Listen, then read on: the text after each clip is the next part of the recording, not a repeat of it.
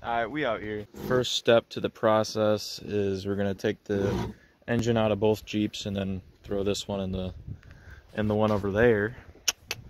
But today, Levi is sick, and so he's not being the best he can be today. And today I have one arm, so I fully expect to get about nothing done today. But we're gonna keep moving. But yeah, we're just slowly gonna pick this thing apart today.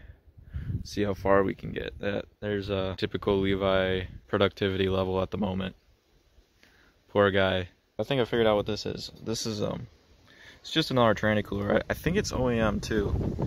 Almost positive just how well it fits. I think what we're gonna do with this build is just take all the OEM upgrades that are on here, throw them on there just to make it the best Jeep possible with what we got. You know, full OEM plus build. Levi's still crusting over there. Just want y'all to know, Levi put another sweatshirt on. He's too deep right now. He's stacked. Dude is suffering.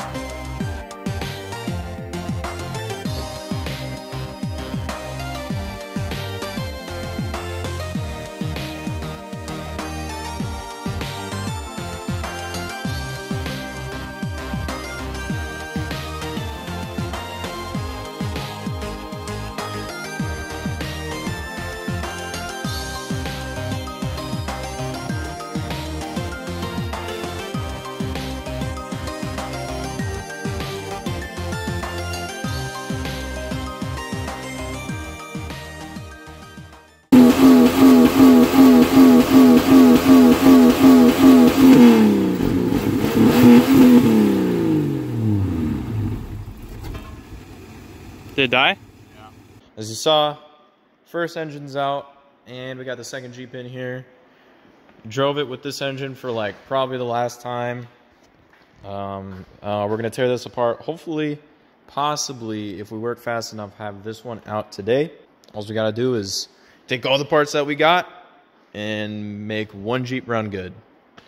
One complete Jeep run good. So that's the goal for this weekend. Yeah, we failed the goal, but we're back at it. She's about to come out now. Pretty much just the motor mounts. And we're picking it, and this motor will have a friend. Also keeping my distance from the super spreader. Alright. Here it's coming. So Levi got freaking greedy, and he says that he wants to pull it with the transfer case and the full exhaust that we had on it. So this is the reverse Titanic engine pull method. Whoa, whoa, whoa, dude! I'm telling you to hold on, man. Bro, you got this taut. You didn't DC this stuff yet. You didn't DC that. Motherfucker, that was you, dude. I told you to do it. Look, this is from the fuse box right there. What the heck? I didn't realize it gotta be there too, man.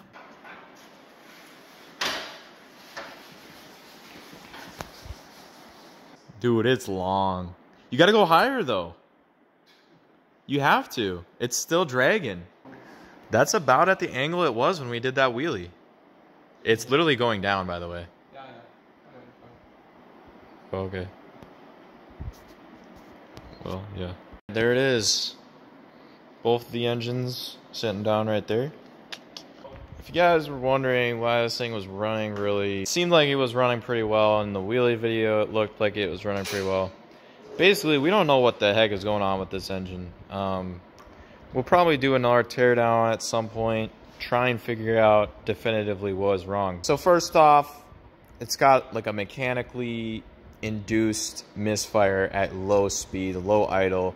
Really rough idling. In fact, the Jeep engine would not let it idle half the time.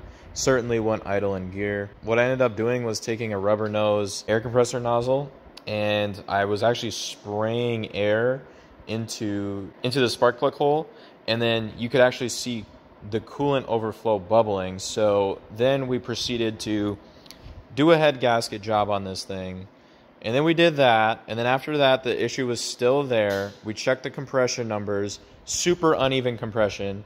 So then we took out the frickin', we took apart the whole engine, and we put new rings in there, in the pistons, and it still had the same issue. And we checked the warpage of the head, looked in spec, we checked the valves. None of them were leaking. It passed a freaking leak down test. Basically, we could not figure out why this thing has uneven compression. So I basically said, to heck with it. And yeah, here we are. Good news is we do got a spare AW4. And we got a couple accessories. I'm pretty sure the alternator's junk. Water pump is probably junk. Power steering pump works. So basically we have nothing but clutch fan, few extra sensors, parts, blah, blah, blah, blah. So that's an MP2 31 transfer case. This is an MP2 41 with Selec-Track. So we're going to use that one because it's apparently the better transfer case, but it's just nicer because you don't have to go through 4 different modes. It only has 3. And the full-time four-wheel drive system, kind of like their version of all-wheel drive. I have no use for that, so swap that onto here, throw that in there. And then we still got the other Jeep sitting over there. We're going to probably, hopefully, with this harness, everything works perfectly. But, yeah. I got the engine in today, and sadly, I don't know how this happened, but the other engine, the used engine that's bad, was sitting on that tire, and unsupervised, when no one was here, it managed to roll 4 feet to right here. I don't know how it did that. I think everything mechanically is hooked up, so now we just got to deal with the electrics and everything up top here. And we did run into an issue, unfortunately. So the rear axle, we broke the yoke when we were doing that whole wheelie business, and we tried to take the yoke off the other one and put that in here. Now, unfortunately, it turns out that is the Dana 35, and this is the Chrysler axle. The yokes aren't compatible, so if we want to get rear wheels spinning, we need to swap the axles. We're currently scratching our heads because even though both of the Jeeps are 96s, they're literally both the same year, a lot of these plugs are incompatible, including the dreaded crank position sensor. We can either steal the plugs off the old harness, but that literally renders the other harness useless, which kind of sucks because like that's kind of the whole point of buying a parts Jeep, spending extra money and time and taking the things out of yourself, because then you have a parts Jeep, you have a one-to-one copy. But it's frustrating to find out that somewhere in the middle of the year, these vehicles are manufactured 6 months apart. Levi's pulling the engine harness, which is a big job. All right, so started pulling apart the dash so that we can get more of the harness out. Following the theme of this OEM Plus build that we got here, we're slopping out the cluster here. This is the one it came with. This is the most garbage cluster I've ever seen. I mean, why would you go through all the work of making a utility vehicle and give it this cluster? They left clear gauges. I mean, everything's a switch.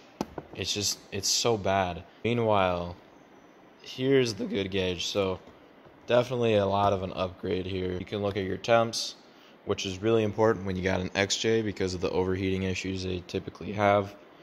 And you got your oil pressure, which is good when you're off-roading because you're always in off-camber situation. And you got a voltage, which will be good when we got a winch to figure out if we need to upgrade the alternator or something like that. So, all right, so the harness is out of both of the Jeeps now. From this point on, just button up connections and throwing on hoses. Got the harness swapped over. We threw the tranny cooler on, and before we did that, the lines were kinked, so we kind of squared them off.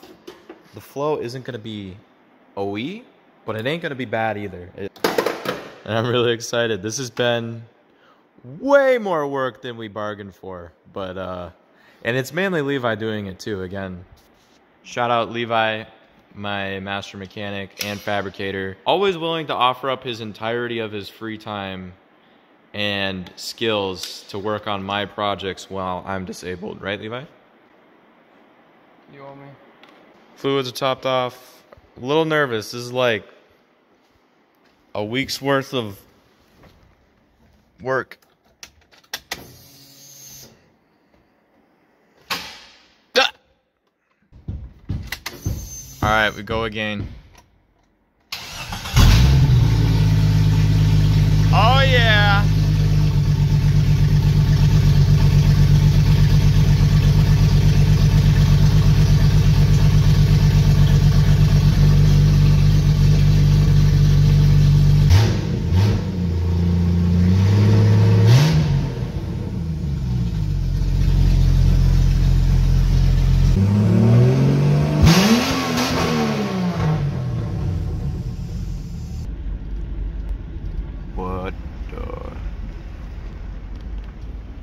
What in tarnation? Oh my, dude, you're gonna take. Yeah.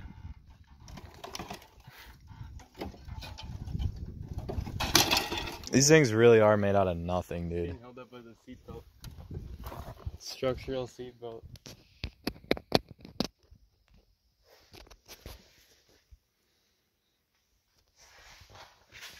The axle has been swapped. Alright guys, we have the most complete XJ we've had in 2 years. We're about to hit the trails. Wish us luck.